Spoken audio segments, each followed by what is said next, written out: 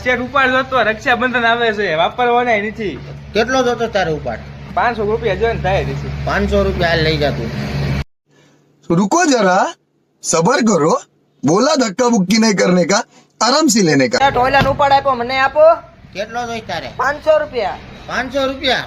10 રૂપિયા મારી પાસે વધ્યા. લ્યો આ એટલે મારે કઈ નહીં થાય. કાંઈ નહીં, એક રાખડી 10 રૂપિયા. अरे कहना क्या चाहते हो?